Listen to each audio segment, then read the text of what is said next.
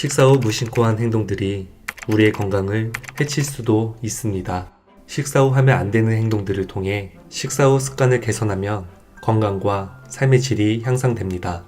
건강을 지키기 위해서는 식사 후 이것만은 피해야 합니다.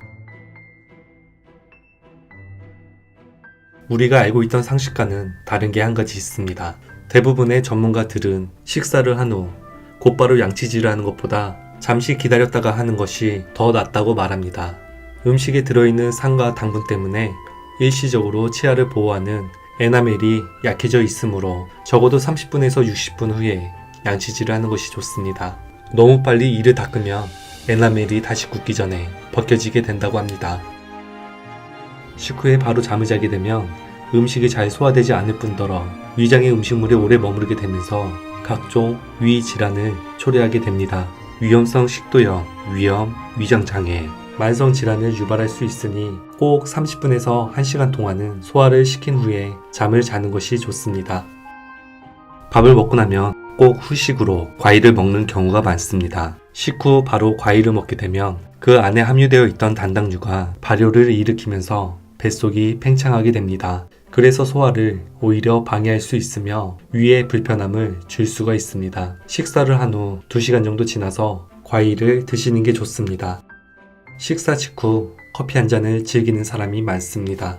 대부분의 차에는 산성 물질과 타닌 같은 성분이 있습니다. 이 성분들이 이미 섭취한 단백질 같은 음식들을 굳어지게 만들어서 소화불량으로 만듭니다. 특히 빈혈 증상이 있는 사람은 커피, 녹차, 홍차 등에 함유된 타닌이 철분과 결합해 철분 흡수를 방해하므로 식사 후 1시간에서 2시간 뒤에 차를 마시는 것이 좋습니다.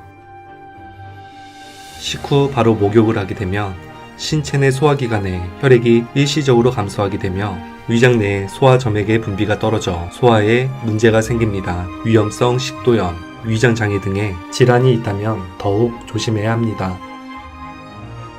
식사를 하면 장내 소화기 쪽으로 혈액이 몰려서 소화를 돕게 됩니다. 하지만 바로 운동을 하게 되면 사용되는 근육 쪽으로 혈액이 분산이 되게 되고 이는 소화 흡수를 방해하는 요소가 됩니다. 최소 1시간은 지나서 운동을 하는 것이 좋습니다. 하지만 당뇨병이 있다면 식사 후 30분에서 1시간 사이에 운동을 하는 것이 최적의 시기입니다. 이 시간에 혈당이 가장 높아지기 때문입니다. 식사 후에 담배가 유독 땡깁니다. 식후 담배가 불로장생초라는 말이 있지만 몸에 가장 안 좋은 것 중 하나가 식후에 흡연을 하는 것입니다. 식후 담배가 맛있는 이유는 담배 연기에 내포된 수많은 성분 중에 페릴아르틴이라는 단맛을 내는 성분이 있는데 이것이 식후에 많이 분비되는 침에 녹으면서 단맛을 내게 됩니다.